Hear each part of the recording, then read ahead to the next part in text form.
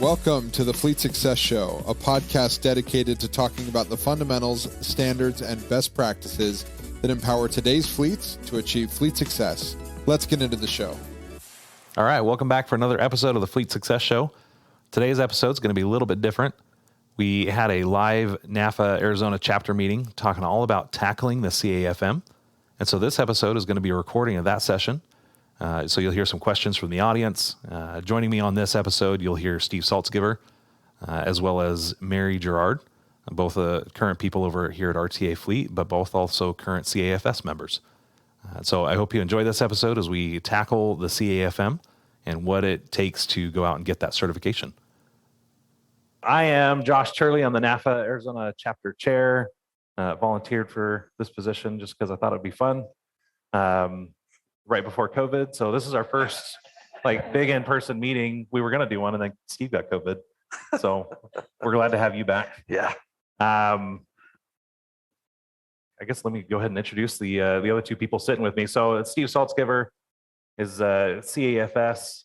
I've been in the industry 40 some odd years, government fleet Hall of Famer. Stop counting. And then to my left is Mary Gerard. She's our content marketing manager at RTA. Is currently pursuing her CAFM. Just recently got your CAFS. Yep. So somebody who's very freshly gone through the certification process, and I thought would have a lot of good, valuable insight into how to get started, tips and tricks on how to study. And Steve's obviously gone through it as well and has been involved with NAFA at quite a few levels. I'm currently pursuing it. I'm not as diligent as Mary though, so I haven't gotten my first 4 done, but we're all kind of in different stages. How many people have gone out and gotten CAFS certified, CAFM? Okay. You got 6 done, working on number 7. John, you've done all of them? And recertified. So you've gone through that process, which is cool. I'm going to talk about that. So CAFM, Certified Automotive Fleet Manager. It's probably the premier certification in the fleet industry. It's offered by NAFA. Been around for 35 some odd years. And what it is, it's a self-study program. So the idea is that this isn't a program you're going to go to a college campus for or anything like this. You do the studying on your own pace at your own time. They give you 3 years to complete the exam or complete all the exams. If you don't complete them in 3 years, you can extend for, I think, 1 year twice. And then you got to pay for the whole kit and caboodle again. So they do try to give you as much time as possible to get through all 8 certifications. It's open to anyone with 1 year of fleet experience in pretty much any position. So if you're in parts, if you're an associate member, if you're a supplier, you can go take these exams and enroll in the CAFM program. If you have people on your team that you think would benefit from more fleet knowledge, they can go and take individual certificates and pieces of the CAFM program. As long as they've got that 1 year of experience, then NAFA is pretty generous with that. There are 8 different disciplines. And I'm going to go through all 8 of those. There's exams and study guides for each of them. So you have to go through and take an exam for each of the disciplines and pass the exam for each discipline. But there's study guides to help you along the way too. So you're not just going in and taking a test and hoping that your knowledge that you were taught well by somebody before you. As Mark and Steve can attest, there's actually things on the CAFM exams that you're like, that's not how I learned it. Or that's not how I would probably even do that. But the CAFM the study guides help you understand what they're looking for in the exams. That's actually why I'm a CAFS. Yeah, you got to the point where I failed 3 or 4 of these. Yeah, I said, wait a minute, that's not the way I do stuff. But that's what I'd always encourage you. Read the book. That's where Mary actually has an advantage, because she just reads the material and regurgitates it. My usual advice to people taking a test is don't overthink it. But with the CAFM, you almost have to overthink it. It's not open book. It is it's not a proctored exam where you have to go to a testing center, but they will watch you through your video camera and make sure nobody comes in. They want you to check your space. It's what do you call that? Virtually proctored. Yeah. So you do have to pass all 8 if you're going to do the CAFM, but the CAFS is only 4. So if you only want to go for 4 of them, or you have somebody that's in a lower level, that's a good way to start. And it does require recertification. So it's only good for 5 years. And then you have to go through and keep learning. It's not a, get it and you're done for life. If you see somebody with a CAFM on the end of their name, that means that's somebody who's actively involved in continuing to learn and educate themselves on and fleet.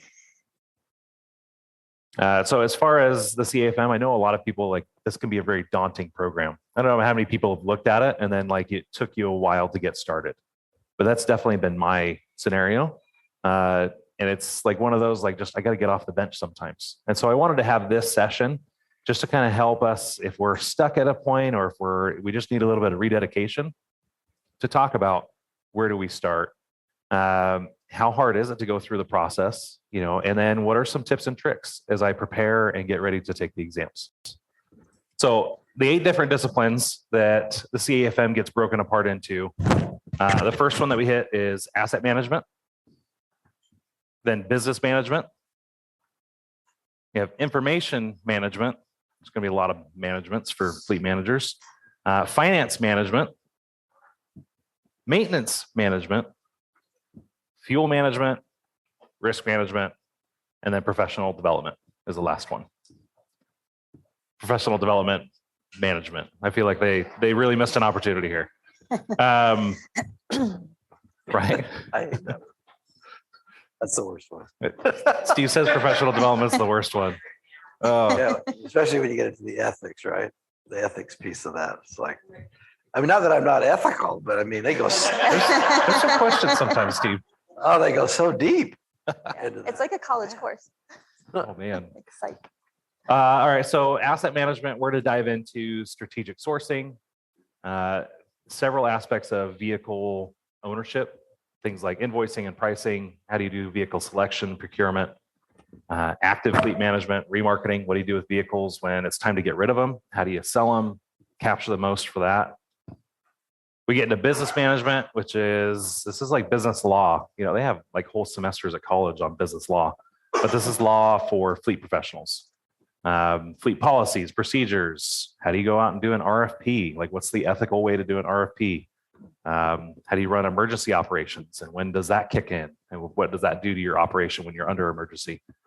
Then how do you leverage strategic partnerships, doing strategic partnering in your overall business? Information management, that's all about fleet information management systems, kind of like with RTA. You'll see others in the government space, Faster, Asset Works, in trucking and corporate. You're going to see Dossier, Cetaris. There's a lot of FMIS providers out there. And you'll see I already flipped the acronym to FMIS because I have an IT background and everything ends in IS. So NAFA kind of flipped it a little bit. So you will see 2 acronyms in the industry a lot: FIMS, FIMS, or FMIS, which is what? I was actually helping them write the module. They're redoing the FMIS module. Okay. And I told them to change that. Yeah. What did they say to that? Kathy Welling's the last one I talked to. And she said, that's a good idea because she's in charge of it. Yeah. But it's really dumb that they keep that at FIMS when everybody else calls it FMIS. I don't know. I don't know the outcome. We'll see. But I need to see when it comes out. If anybody's got pull at that organization, Steve, I feel like it should be you. Well, I don't know. We'll see. Right? Oh, We'll swap it out for something cool and fun. How do you go out and select a system? And then how is that different than like a telematics solution? Because those are 2 different things. Data management, how do you do system administration? And then reporting and analytics. And it's really just all about your information. Finance it's interesting is because a lot of this actually ties in with the business management, but I guess it deserved its own separate discipline. Things like personal use policies. How do you govern the personal use of a company-owned vehicle? How do you handle things like vehicle leasing, purchasing, reimbursement? How do you deal with vehicle budgeting? What's the right way to budget for replacements and things of that nature? You'll see life cycle cost analysis in here. That's one of the ones like, we talk a lot about TCO, life cycle cost analysis. They teach you how to do that entire algorithm to figure out optimal replacement times for vehicles based on cost. They have budgeting and they have rates and all that in there. Procurement, yep. Maintenance, all about running vehicle maintenance, shop operations, how to do maintenance, environmental issues that you have to run into and be concerned about when it comes to maintenance, inventory management, how to do performance monitoring. When do you outsource? When do you outsource to an outside shop? When do you do the repair yourself? Try to figure that out. And then staffing levels. So when you want to talk about VEUs, this is the module that's going to dive hard into VEUs and staffing levels. Fuel management, This is, again, environmental issues, because it's all about fuel, and EVs is the big thing right now. And so this talks about that. Commercial programs, conventional fuels, alternative fuels like hydrogen. Help me out. What are some of the other ones? Hydrogen, battery, CNG. So some of the alternates that are out there. Propane. Yeah, thank you. LNG. There you go. Risk management. These are the fundamentals of risk management. How to know what risks to look for when you're running a shop, when you're running a fleet, what kind of insurances you need, the different fleet safety policies and programs that you need to have a fleet, and what the difference is between a policy and a procedure. And then crash management, because none of our vehicles ever get into crashes, ever. So what do you do when you have a vehicle that's in an accident? How do you try to mitigate some of that when it does happen? And then the last one is clearly our favorite in this room, professional development. It's all about the individuals in the organization. It talks about leadership, business communication.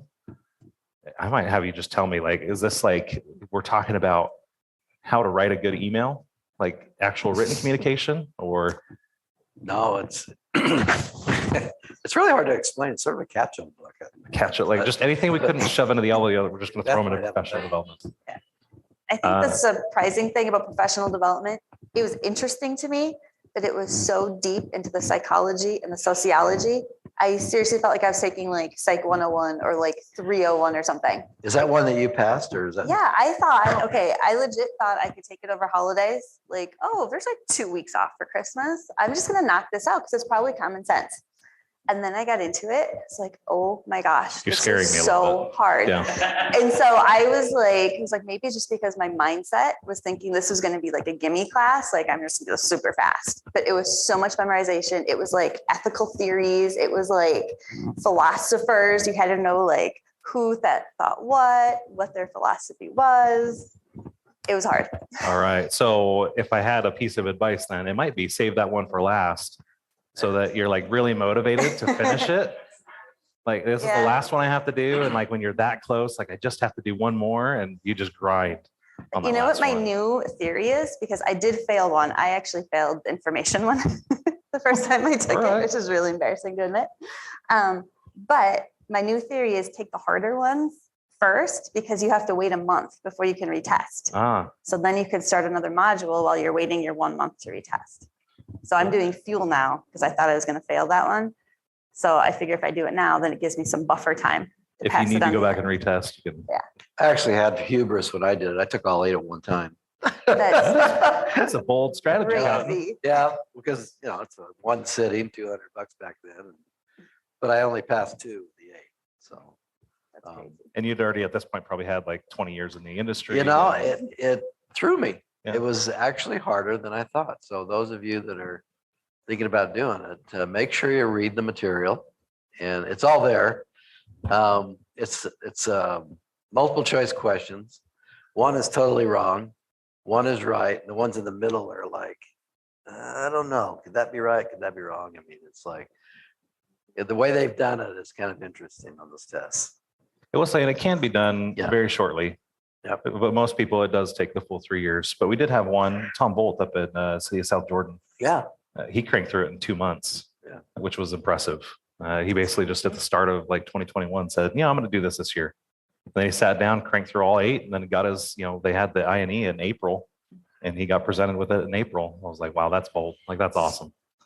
I don't think we can all be Tom, but I'm aspiring for that. So some of the benefits, you talk about how hard it is. I think there's a level of prestige that comes with having the CAFM.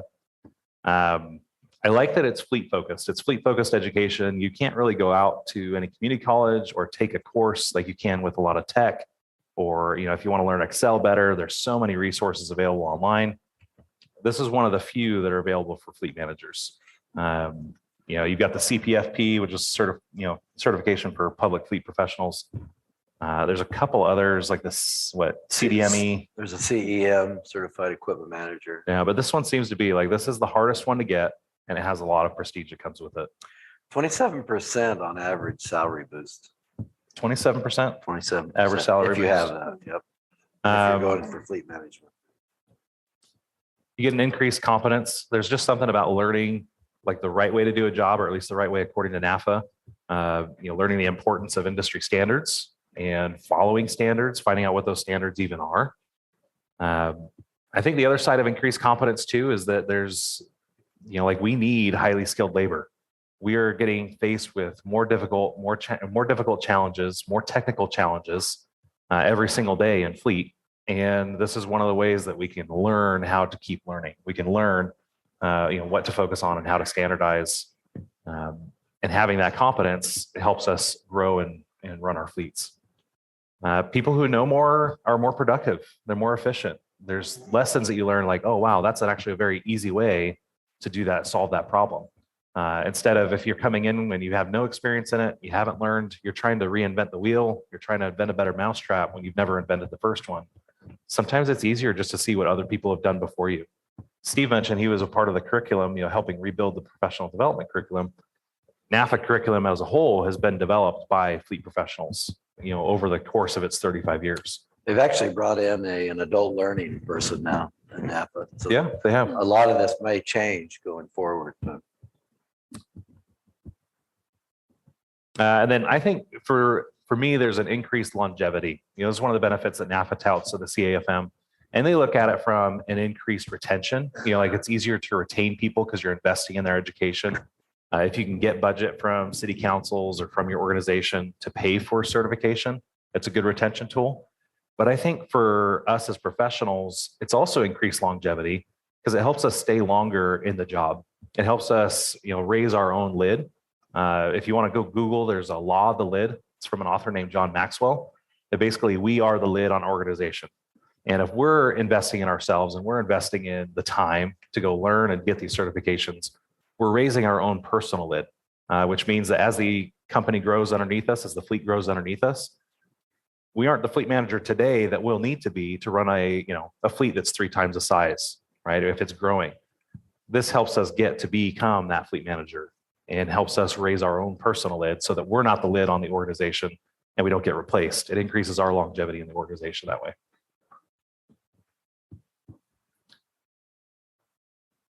All right, so a couple things on pricing, just so everybody knows. I think most everybody in here is a NAFA member. I hope. If not, you're here for free. That's cool. So there is different pricing for NAFA members versus non-members. So you don't have to have a NAFA membership to get your CAFM. But if you aren't a NAFA member, you do get like $101 discount if you sign up for both at the same time. You can sign up for the CAFM enrollment, which I think, John, you mentioned that you just went straight at it.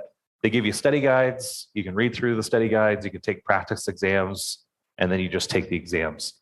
If you're more of a visual person or you like some interactivity, they have the enhanced enrollment, which has webinars included in it.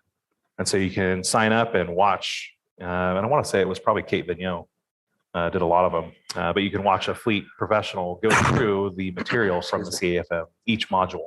A lot of those were recorded boot camps. So yeah. They were. And so NAFA offers boot camps, Yep. But then you can watch these on demand instead of having to go to one of their pre-scheduled ones, which they haven't done in quite a while. They didn't do them last year. I don't know if you've seen any. think. I haven't seen any either. So, and maybe it's because they have them all pre-recorded. Or maybe that's where because the Kate download's left. at. It could be because Kate's no longer part of the NAFA organization. But just so you get an idea on what pricing looks like, if you're already a NAFA member, $700, and that gives you 3 years to finish the exams.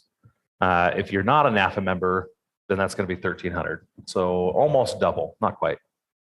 If you want the webinars included in it, then it's $1,200 for members and $1,800 for non-members. And then you have the $101 discounts if you decide to become a member at the same time. So if you have anybody that's in your organization that's not a member of NAFA, you'll need to look at the NAFA non-member pricing, although you might be able to reach out, and sometimes they'll give you NAFA member pricing if you or multiple people at your company or fleet are NAFA members. They will give you a group discount. Yep. Yeah. I know, because we've done that here. So, all right. So preparing for each exam, and Mary, you're going to have some really relevant, timely experience on this one. We talk about the first thing when you get into doing the exams. The first thing is look at the study guide, or at least I thought it was. What would be the first thing that you would do? Yep, I do the study guide. And it's very much, so they give you the study guide and they give you the reference guide. I do not read the reference guide. It's thick. It's That's really a lot of material. thick. So I basically do a seek and find between the study guide, and it tells you which page to go to. Yeah. So you just go to that page and I just copy and paste into the study guide. And you'll find, like, I think you copy and paste. I find I retain better if I write it down or if I type it. And so I actually started doing both, which is really redundant, but I really wanted to make sure like I just had a little bit better retention. And so I would write it down and then I would type it into, like, I've got a OneNote file with all the disciplines and all the questions. And so I copied all the questions over and then I would just write the answers. And then you use that, like, if I remember right, you had like flashcards. Yep. Then I do note cards. That's when I do my cards. Handwriting. Yeah. Is from the note card. And I think there's something scientific about that where you read material and then write the material. Like, it helps retain, it just helps it sink in a lot better. The reference guide is, so the study guide is the questions, and it's a lot of questions. I think each exam has 50 questions on it, but the 50 could come from any mix, and the 50 you get will be different than the 50 somebody else gets. They're randomized questions, but the reference guide has all of the answers in it. And so if you use the study guide and use that to refer to the reference guide, it'll give you the answers. It'll tell you how to do a VEU calculation. It'll tell you how to do a life cycle cost analysis. And then there's some practice questions at the end of the study guide to help you run through those, the ones where you actually have to know the formulas and know the arithmetic. I would say majority of the time, probably like 30% of those end up being on the exam. Yeah. You have the boot camp webinars, which again is, they're 3 to 4 hours long. Did you watch any of the webinars when you did yours? Yes, they help so much. Did they? Yeah. So Was it helpful to go through the study guide first and then the boot camp? Yeah. So I end up watching the boot camps twice. So I do study guide, flashcards, study guide, flashcards, and simultaneously I'll watch the videos. I just watch the videos like I'm on the treadmill or whatever, like something kind of mindless. Then I go back before I take the test, like a couple days before, and I'll just watch it again just so it's fresh. Okay. So. The thing that's impressive about Mary is she's not really been a fleet manager. No, not at all. And so she's learning this basically from scratch. The first time she's hearing some of these concepts. So if you think you're not capable or qualified, Mary probably thought that too, right? Because this can be overwhelming, right? She's like, no, I never had that thought. You never had that thought? Well, I had that thought. I will tell you, it is a lot harder than I thought it was going to be. I thought I've always been very good at school. I'm really good at memorizing. So I thought, oh, this won't be that bad. But it's really hard. The material is really dense. I'd say the videos help a lot, but the test questions are very tricky. Like Steve said, I debate and you sit there and I'm like, I just don't know. And then about usually quarter through, I'm like, I've already failed. I'm like, there's no way I passed. And then you like hold your breath and you hit submit to see if it turns green. You're like, because I don't know if I can do this again. One thing I would tell you though is if you're really debating a long time with questions, just go with your gut the first one. Yeah. Don't overthink that, because I probably missed a lot of them because I said maybe I thought that wrong. Changed it. Yeah. So all multiple tests, you just kind of go with your first intuition. The good news is if you do, so you have to have a 70% to pass. But if you don't pass, you do get one retest. As Mary said, you got to wait 30 days. But you do get one more opportunity to retest. If you have to do it again, then you just have to pay for another testing session. Do you pay for everyone? Yeah. Oh, maybe there was a package at one point, because I know, John, you'd had this, and I think I had seen it too, where you get one. All right. So it's $50 per sitting as well, by the way, which I think is why you probably try to take as many as you could in one shot. I do not believe there's a limit on retests. They will keep taking your money. Robert, you got a question? No. So when you don't get whatever the results are, you don't know what you got right and what you got wrong, even if you pass. Yeah. It'll give you like a percentage. Like I failed the information one. And so I knew like the telematics is where I struggled. So I knew to focus on that part, but it didn't give you the answers. It tells you the category you got wrong, but not the specific question. So, and those categories are kind of those first slide that I had, like in the asset management, it's, licensing, purchasing, selection, that kind of thing. So. Yeah. So if you do the enhanced one, you get the webinars. They can be helpful, especially as you're doing it. Like it's on Vimeo. There's a Vimeo app that actually lets you download the videos. And so if you wanted to, you could listen to them on the phone in the car. Don't watch the video in the car while you're driving, but you can definitely listen over Bluetooth or something like that while you're driving in. So, at the risk of sounding like Steve, is the type of thing, can you try to test out and all that stuff if you feel Good. very confident about that? Yeah, you can. Yeah. You could So do you the could whole sign up for super- this. So how does that, can you talk more about that? So it's like there's tests, pre-scheduled dates for tests, and you sign Yeah, up for so those it used dates, to be or that how way. does that work? So it used to be proctored where you'd actually have to sign up, go to a testing center, like here locally. There was a testing center over in Sun City with Rio Salado, and you can go to that one. I know they've got them all over the valley, but now you do it online from your office or your home, wherever you're doing it. They do require, though, that you're alone in the room, that your desk is clear of any materials. They want to see the room, make sure you don't have anything written on the walls or anything like that. So that's really nice, is now you don't have to wait until a scheduled testing date. A lot of people would wait until I&E or wait until a boot camp came to town. The chapters used to do a ton of that. But now you can just take it online whenever you're ready for it.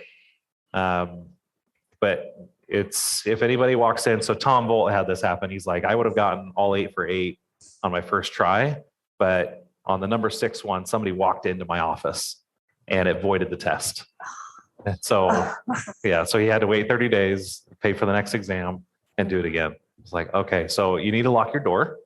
Don't let your kids come running in, or like a staff mechanic. Hey, I got this problem or something like that. Nope, you were out of the office for however long it takes you, 60, 90 minutes. And that's, yeah. So thank you for asking that. But each of the 8 modules does require an exam. So you go through and you do 8 exams.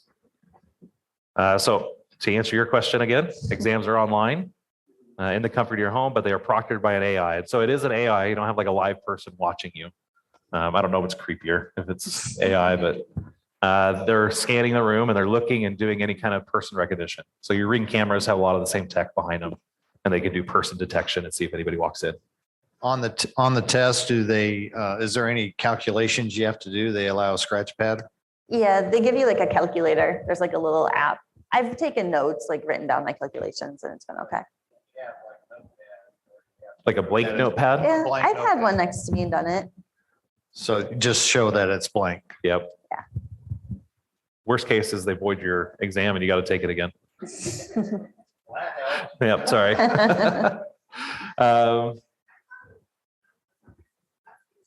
Yeah, no, it's not open note. You gotta know your stuff. Yep. The cost of the exam. So I mentioned that there's a fee. Every time you do an exam, it costs $50 for every exam you take if you're a NAFA member. If you're not a NAFA member, it's $100 per exam. So just kind of go in, you paid your registration fee, and then you're going to also have to pay for, that basically gets you the materials. And then if you take the exams, then you also have to pay the fee for the exam. So each question consists of 50 multiple choice questions. The test must be completed in an hour time frame. So I was telling you earlier, like how long do you need to lock your door? At least 60 minutes. Just plan on not being available and let your staff know and let them all like, hey, I'm taking this really important exam. I can't come out of the office. If somebody in your organization is taking it, like give them the time to be able to step away, give them a space where they can go take it, that nobody's going to come in and interrupt them. If any of our staff are looking for a great room to do it, those phone booths that we have, the pods, those are great little testing rooms because they're quiet, they're cool, and nobody's going to come walking behind you. So, and you do need to achieve 70%. So you don't have to get every question right. You just have to get 70% of the questions right. That's a D/C average, like right there, C-, D+ type level work. But it's hard. So, if you're one of those who used to get 90% on all your tests in college, don't expect that same level here. So, Mark. How does that work? Is it 70%? Each, 8 of the 8 modules. Is Yeah. it 70% on the overall test, or within that? So each test is one module, Right, and you have to get 70% on that test. right. But within that module test, there's different topics that you showed on the screen earlier. Right. So do I have to get 70%, at least 70% in each category? Or No. in theory, I could get 100% in several and get 0 in another and still pass? So yeah, so if you're taking the asset maintenance or the asset management test, and in that test, there's vehicle licensing, selection, pricing, there's overall asset management, and you just absolutely flub the top section. You just have to get 70% of all the questions of the 50. So what's that come out to? 35? Yeah. 35. Get 35 questions right, you got it. Got Doesn't matter which 35, just get the easy 35. it. And the nice thing, I really like this because I've taken other certifications and you have to wait weeks to find out like if you passed or not. This one is immediate feedback. So if you really sucked, you're going to know right away, which for me, is It nice. used to be weeks. Yeah. They used to have to grade them by hand. Yep. And now they don't. So there are two types of questions. You've got fact recall, which is just, they'll give you, what's the definition of asset management? What is strategic sourcing? What is, right? And you have to know a definition of that. The other type is application of knowledge. How would what's the appropriate staffing level for a fleet with this many vehicles and given this VU chart? And you have to go through and know how to do a staffing level calculation. You're not going to find any all of the above or none of the above answers. So there's no trick questions. There's a right answer for every single question, which also adds to the difficulty because there's going to be some where you're like, I think this could be either one of these. And it just know in your head, it's going to be one of them. Guaranteed. Guaranteed.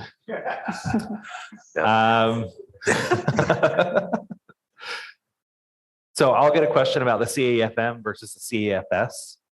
I mentioned before the CAFM, there's 8 modules and it's the same 8 for both programs. But the CAFS, you only have to pass 4 exams. So and it's any 4, and an emphasis on the word any. You choose which 4 you want to tackle, which 4 do you want to become proficient in, and that's your CAFS. So Mary's CAFS is actually different than Steve's. I don't know how they're different. Which ones did you get? Past fuel, information, maintenance, and I think business. No, asset management. Asset management. Yep. And then you did professional development, it sounds like. Yep. And then I'm on fuel now. And you're on fuel now. Yeah. So if you find somebody that maybe they don't need to know everything, but you want them just to start somewhere, CAFS is a great way to start. The enrollment fee is the same. You'll notice there was no pricing for the CAFS. I have heard rumors, and I think these are confirmed rumors. I just don't know implementation dates, but it sounds like they're moving away from the CAFS because there's a lack of demand for it. So it does sound like that program might be going away. They might allow you to grandfather in if you're already pursuing it. But if you're not already registered, the ship might have sailed on the CAFS program. I felt like I should mention that, but I don't have any yes, this has officially been sanctioned from NAFA. I just know they let us know when we were looking at it. It's actually changed a couple of times. When I first started taking it, it used to be a certified automotive fleet supervisor. Yeah, and Now it's a specialist. And so you would send in, so if you're a fleet manager, you might send your supervisor in to get that. And then whatever they really work on, supervise, maybe they're in charge of your fuel ordering, or maybe they're in charge of your maintenance shop. Then you'd actually assign them, take these courses because they're applicable to your job. So again, better lower level positions, don't need the full scope. You can do both. So you enrolled in the CAFM program. Yep. And then what happened when you got your first 4? Did you submit and ask for it, or they just No. gave it to you? No, As they soon just as you tell get you. 4, it just gives it to you. Yep. All right. So you might get surprised if they do away with it, then sorry, no more midway, hey, great job, slap on the back. I like having it because it does give you a little bit more motivation. It lets you feel like you achieved something besides just completing 4 exams. It's kind of a good milestone. Well, you can get a certificate for one. You could do, each one gives you a certificate if you just want to do one. So, but we have heard that the CFS is most likely going away. So just kind of keep an eye out for that. As soon as I know something, I'll also let the chapter know. And you'll probably get information from NAFA HQ at some point. So, and then the last step is recertification. So these are not for life. They are only good for 5 years. There's a renewal fee of $150. And what they're looking for is they want people to keep learning and keep doing continued education. So you do continued education throughout your 5 years. And it is required to keep that CAFM designation on the end of your name. The CAFM requires 80 points over those 5 years. The specialist only requires 50. But points are earned through, different things. You get 4 points for being a NAFA member. You get, I think, 6 points for going to NAFA INE. If you attend a chapter meeting like this, that's an extra point. They have a whole guide online, a whole tracker that lists out all the different point details. If you go to your FMIS, most of us have user conferences, right? So if you go to the Faster User Conference or RTA Connect, you get, I think, 6 points or 4 points for coming to those events. I actually do think you might get more for teaching an event. So I'll have to look into that. But they do have at least the whole list of guides, like what the point values are. They've got a whole paper tracker so you can write down like a journal. What did I go to? What did I do? And then you submit that. They have an online LMS now where you actually submit all the things that you've been to, and they give you points based off of that. But yeah, chapter meetings, INE, partner conferences. If you're a member of NAFA, it's 4 points. If you're a member of any other association, so I don't know if you're anybody part of APWA, okay, that's another 3 points. If you're a part of a, NTEA or something like that, that's another 3 points. So NAFA gets 4 and everybody else gets 3, but every association you're a part of, you get another set of points. Down. So just out of curiosity, the points there, like NAFA, you get 6 points. That's 6 points per year, or from that year 1 to year 5? I think you it's get per 6 year. total. So you go to RTA Connect for 5 years. That's you get the hit every single time. Yeah. So each category. So like you can't go to like nothing but conferences. Like it will cap out, and I don't know. It tells you like which one, because each page is a different page and it has different points on it, and it'll tell you like max of. So your 80 points has to be made up of a mixture of different events and different educations and different things. So, but the submission, you track your points. There's a tracking PDF. You have the online LMS to track as well as submit.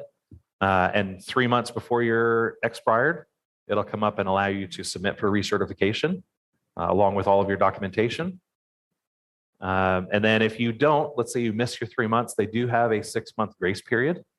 And so if you use that grace period, just know that you're kind of rolling the dice a little bit, because if that 6 months lapses, then you're kind of at the mercy of NAFA. And, they're going to, worst case is you have to go retake all the tests again. And that's not fun. Sometimes I wouldn't be surprised. Well, I don't know. I would probably push my luck and be like, hey, I missed the deadline. Can you let me, resubmit? And maybe they let you, but I would not want to put myself at the mercy of somebody who's trying to maintain the integrity of the CAFM program. So, and then there's the lifetime CAFM. So once you get to be 60 years old or older, or once you formally retire from the fleet profession, you can submit an application for a lifetime CAFM membership. It requires a formal submission and another $100 fee. So It's all about. are you seeing the pattern here?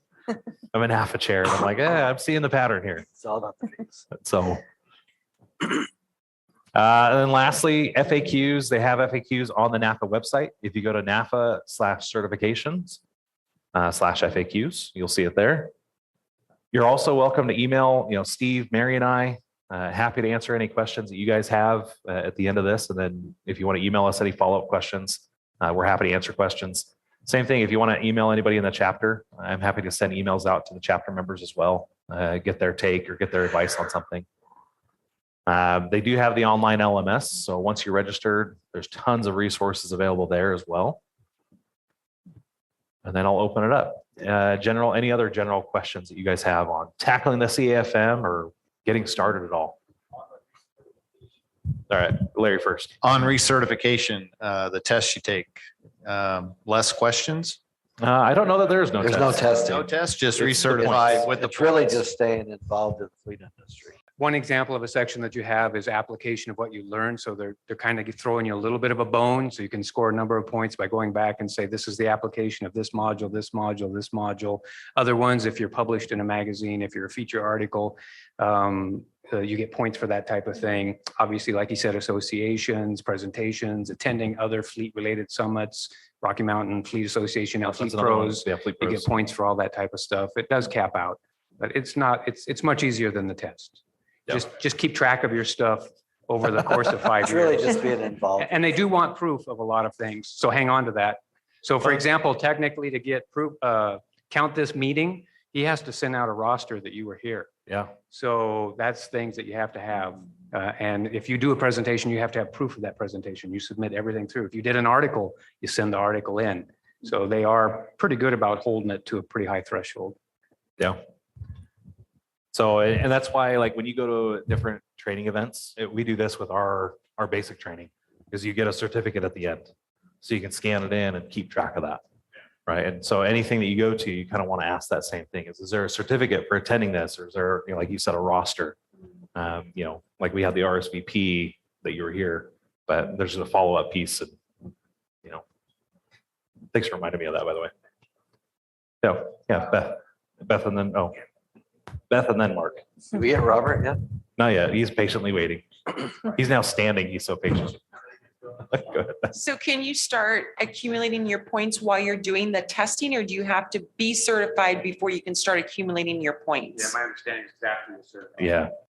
For the getting registered part, it said like if once you have 1 year of fleet experience, can you still get the register and get the studying material? You just can't get the certification until the 1 year? That's a good question. Oh, did I go out? Nope. All right, I'm back. That's a good question. I don't know, but I will find out. For us, you can get started right away. Okay. And then I just go in, we get you registered. Okay. So About membership. So it was $700 to be a member and you saved 101 if you signed up at the same time. So how long do you need to be a member? Right? Like if I sign up for a member today, wait a month and then sign up, then I get the $700 deal, or? yeah, but you'd be better off just buying the membership and NAFA and the CAFM together, because it's the combined, like it's cost, I think $500 or $600 for membership at NAFA. And then it's another I got you. $700 for the exam. If you do it together, then it's only like $1,300 or something like that. So it's combined, it's $101 less than if you did them separately. Okay. So, And related to that, I've never understood the exact way membership works, in the sense that obviously I know I can go out and buy my own personal membership, but I've been in my career, I've been sort of, I don't know what it's called, but I guess an honorary or a vendor member or some sort of other member. And then when I'm not in that role or at that company or position anymore, now I'm no longer a member. So yes. how does that work? How do I become a member and I get to always be a member forever? You could pay for your own personal membership. Uh-huh.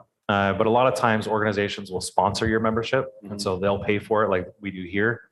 But I could imagine, like if I'm at City of Peoria and I'm a member, but then I go to Buckeye, John, does Peoria pay for yours, or you pay?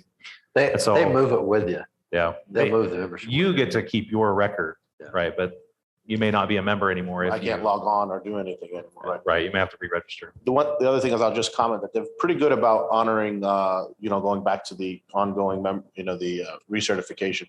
But my experiences are very good. Like they'll honor going to NTEA, GFX, and they're very open about other Yeah. fleet. The NAFA ones are worth more. So How often is the material updated? how often is the material updated? Do you I know think this one? I think every 5 years, but I'd have to check that.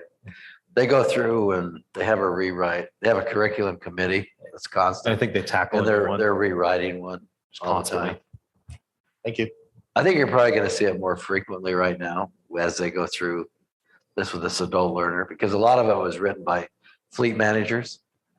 Now they're trying to put a little bit more Well, and I know- professionalism in it. And I know they're trying to expand the certain, like I helped them write their Caribbean fleet curricula. They are going more global. Right. Right. So you've got like the Global Fleet Conference. They're trying to get more into Brazil. So NAFA as a whole, like they're putting a lot more resources towards education, continued education.